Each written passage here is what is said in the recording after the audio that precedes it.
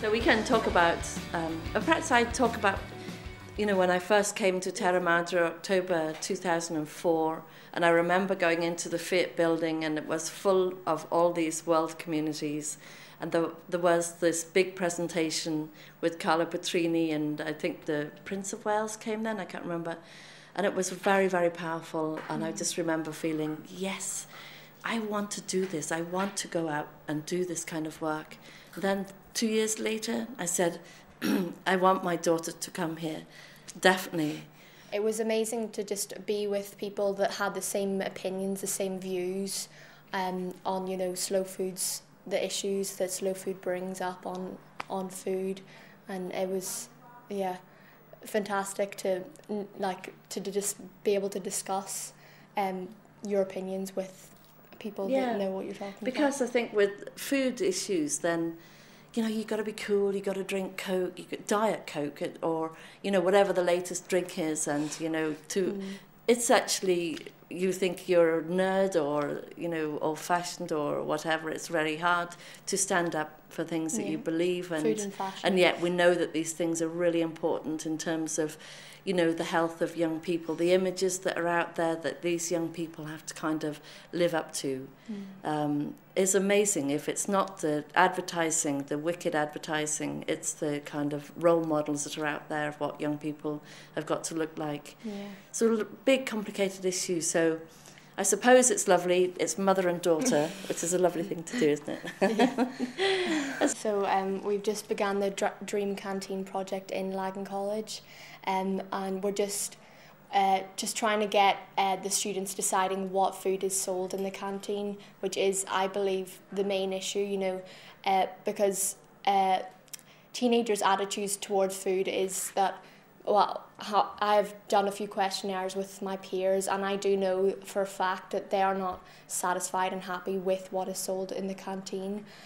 So, their attitude, they will eat not exactly completely what you put in front of them, but they are, we have to give them a lot more credit for, what they're so. It's very, very difficult, isn't it? Because, you've got the establishment of a school and an education system that kind of kills off the passion for food. Yeah. It puts, endless barriers in the way of doing anything, of making any changes. Why is it so difficult to do something so obvious? They don't give any, any information on the ingredients. It's just do this, do this, do this. It's mechanical. It could be a chemical set. It is really.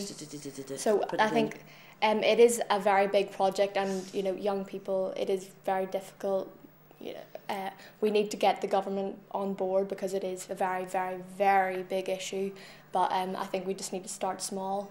So you come to an event like this, and you've just spoken at the Youth Food Movement delegation there. How many people were in that room? 500, 600, 700 people, more. You spoke at that. You were the youngest that was speaking at the age of 16. Very nerve-wracking. Very nerve-wracking.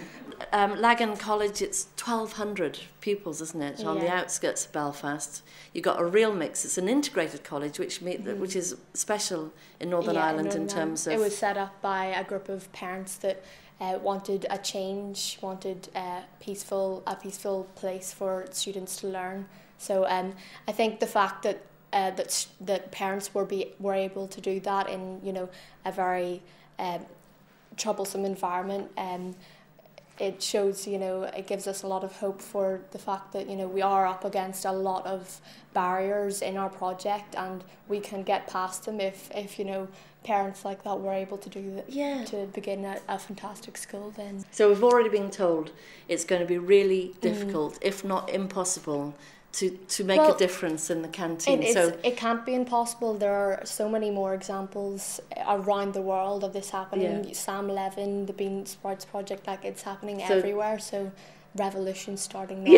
I think don't take no for an answer. No. So I suppose the Radical Dream Canteen project, which so I'm working as coordinator for Northern Ireland, and working with Slow Food Italy, with the 23 countries from around Europe. It was very exciting. They were all at Terra Madre, weren't they? And you met quite a few, lots of different ideas. I just think it's fantastic that we have the connections with all the schools, because then we can have be able to get ideas and inspiration from the other schools, and if we come across boundaries and red tape, then we can ask them how they're dealing with the situation, or give them advice as well, just a complete